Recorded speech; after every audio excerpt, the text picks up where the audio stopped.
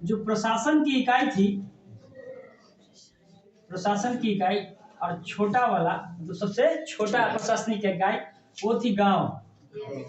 ठीक है, गांव के प्रधान को मुखिया कहते थे, लेकिन मुखिया को ग्रामीण कहा जाता था। आ रही बात समझ में? प्रशासनिक का सबसे छोटा इकाई गांव, गांव के प्रधान मुखिया, लेकिन मुखिया को क्या कहा जाता था? क्लियर है यहाँ तक? पहले मंदिर ही मिला था, यहीं से बनाने का जितना भी हुआ ना। चंद्रगुप्त द्वितीय में एक और काम हुआ, हिंदू धर्म का सबसे ज्यादा विस्तार हुआ था। हिंदू धर्म बहुत ज्यादा फेमस किसके शासनकाल में हुआ था? चंद्रगुप्त द्वितीय के शासनकाल में। यहाँ तक समझ रहे? मंदिर बनाने का जो बहुत ज्यादा विस्तृत रूप से विस्तार हुआ, गुप्त काल से ही प्रारंभ हुआ। पहले भी तो हुआ है ना सर? पहले भी हुआ, गांधार शैली, मथुरा शैली सब हुआ है, लेकिन बौद्धों का सबसे ज्यादा मंदिर बनता था। आ रही समझ में?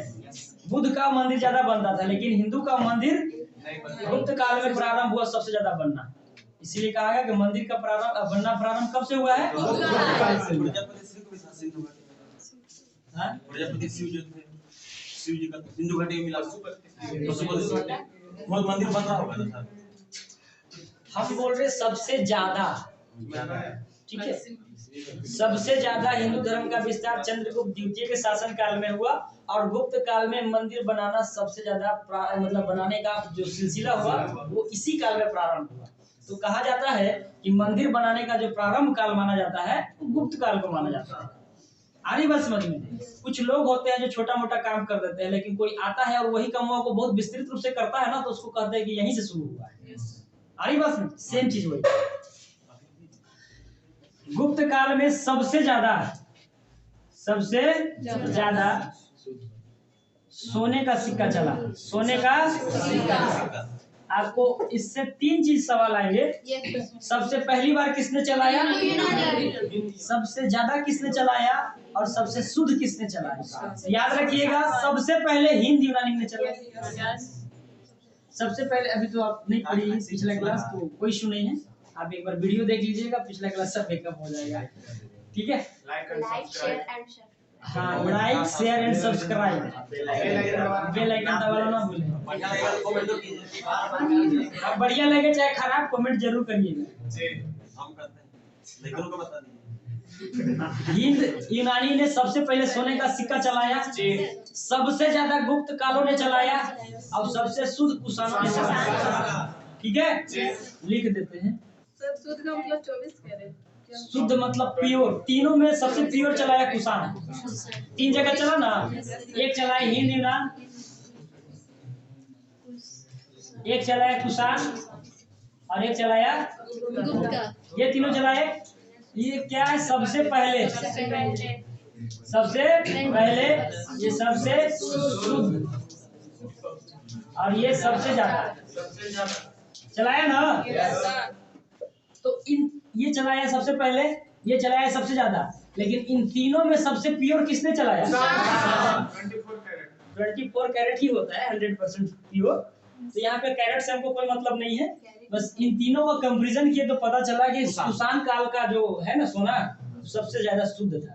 तो आपसे सोना से 3 सवाल पूछेगा कि सबसे पहले किसने चलाया, सबसे ज्यादा किसने चलाया, और सबसे शुद्ध किसने चलाया।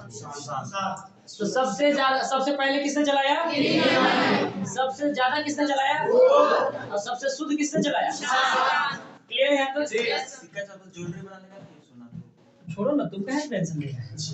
सबसे ज्यादा सोने का सिक्का किसने चलाया? गुप्त काल में, और इस सिक्का को दिनार कहा गया। ठीक है,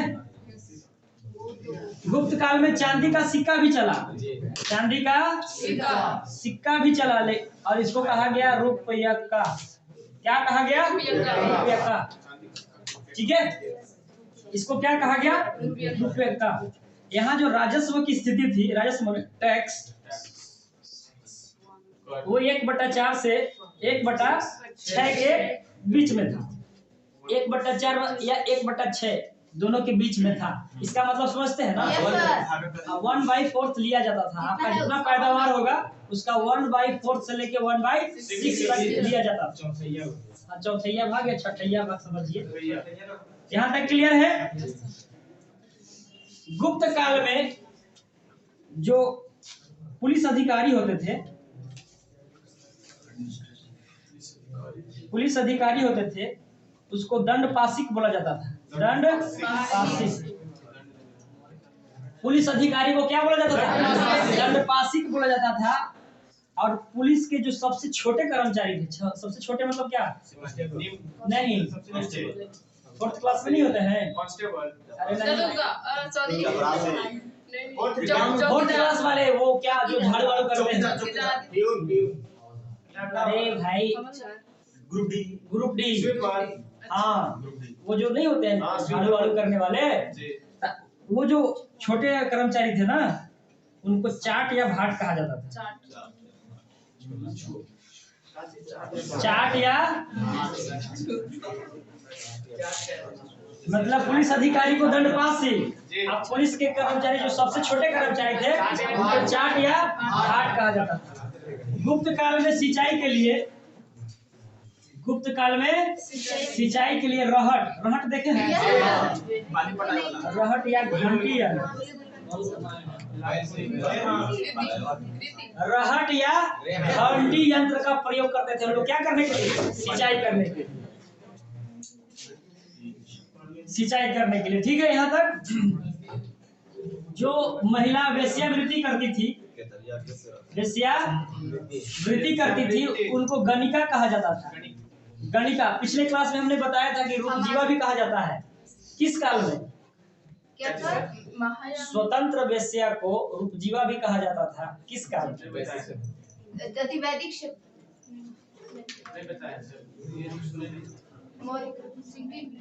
चलिए, ये खोज के आप लोग बताइएगा। वज्रयान में करते थे ना सर। महायान दो भागों में तो बौद्ध धर्म में तो कुछ था ही नहीं इसमें। ठीक है, स्वतंत्र वेश्या को रूपजीवा कहा जाता था। कौन सा काल में? वही तो खोज के बताने बोल रहे हैं। चलिए, कमेंट करिएगा। ठीक है, आप कमेंट करिएगा। आप लोग क्या पढ़ रहे हैं? सीधा फोन करेंगे। तो इस काल में वेश्यावृत्ति को क्या कहा जाता था? गणिका। लेकिन जो वृद्ध वेश्या थी उसको कुटनी कहा जाता था। गांव में बोलते ना, बोलते हैं ना गांव में, कुटनी है, कुटनी है, एक काम है इधर से उधर करना। मतलब जो वृद्ध वेश्या थी उनको कुटनी कहा जाता था।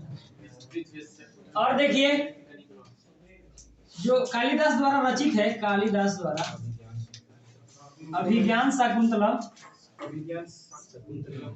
हाँ शाकुंतलम,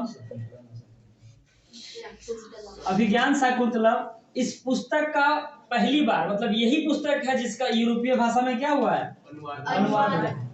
यूरोपीय भाषा में क्या हुआ है? अनुवाद। इसके बाद भगवत गीता का ट्रांसलेट किया। अनुवाद मतलब क्या होता है? ट्रांसलेट करना। संस्कृत भाषा में ही लिखा हुआ था। तो संस्कृत भाषा को पहली बार यूरोपीय भाषा में, यूरोप भाषा मतलब उधर बहुत सारे हो गए, फ्रेंच वगैरह सब कुछ। कालिदास द्वारा रचित और भी पुस्तकें हैं। और भी है, समय आएगा तो बताएंगे। इसी बात में ज्यादा दिक्कत हो जाएगी। तो जो अभी इम्पोर्टेंट है, अभिज्ञान शाकुंतलम, ठीक है ना? अभिज्ञान शाकुंतलम का यूरोपीय भाषा में अनुवाद किया गया। यह पहली पुस्तक है जिसका यूरोपीय भाषा में अनुवाद किया गया। और दूसरी पुस्तक कौन सी है? यहाँ तक क्लियर है? 2 मिनट, यहाँ तक क्लियर है? हाँ, दोनों यूरोपीय भाषा में लिखा गया है। संस्कृत भाषा में दोनों लिखा हुआ है। लेकिन पहली बार किसी पुस्तक का अगर यूरोपीय भाषा में ट्रांसलेट हुआ है तो वो है अभिज्ञान शाकुंतलम। और सेकंड नंबर पे कौन है? क्लियर है? ठीक है, एक बार रिवाइज कर लेते हैं, उसके बाद आगे चलते हैं। अभिज्ञान शाकुंतलम जो है उसमें किस चीज का वर्णन किया गया? वर्णन किस चीज का नहीं, ये कैसे संस्कृत का एक पुस्तक है जिसमें सही डायरेक्शन में किस आदमी को रहना चाहिए, चलना चाहिए, उसके बारे में चर्चा। वो सब आपको डिस्कस नहीं करना है, वो सब नहीं पढ़ना है आपको। जो पढ़ना है इधर गोलू के टाइप में मत करिए। गोलू इसमें का है नहीं है उससे हमको मतलब नहीं है। इसमें का है अगर पढ़ने लगिएगा ना तो बेरोजगार संघर्ष मोर्चा का अध्यक्ष बन सकते हैं। ठीक है, बताया सर फिर कहाँ लोमहर कहाँ? लोमहर से हम मूत्र से रबर बोले हाँ सर, हाँ तो तुमको नहीं पता, नाम नहीं सुने कभी क्या? नहीं सुने। अभी तो तुम सबके में परेशान हो कि सब के है। ठीक है, कोई नहीं। देखो, वन से गुप्त काल का भाषा मंदिर पहली बार बनाने का सिलसिला कहाँ शुरू हुआ? देवगढ़ का दशावतार मंदिर इसका एग्जाम्पल है। त्रिमूर्ति का उदाहरण कहाँ से हुआ? प्रशासन की छोटी इकाई गांव का प्रधान मुखिया को क्या बोलते हैं? सबसे ज्यादा सोने का सिक्का क्या बोलते थे उसको? चांदी का सिक्का क्या बोलते थे? राजस्व का स्थिति क्या था?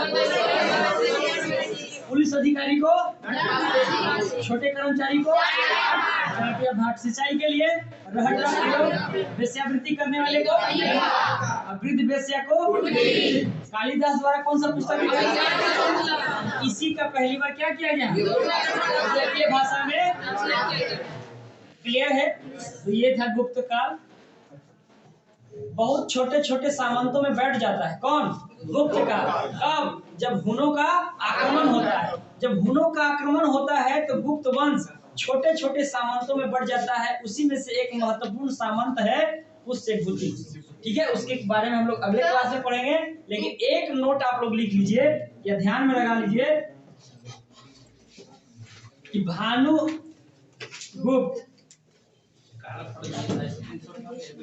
भानुगुप्त ने 510 ईस्वी में भानुगुप्त का एक अभिलेख मिला है जिसको एरन अभिलेख बोलते हैं।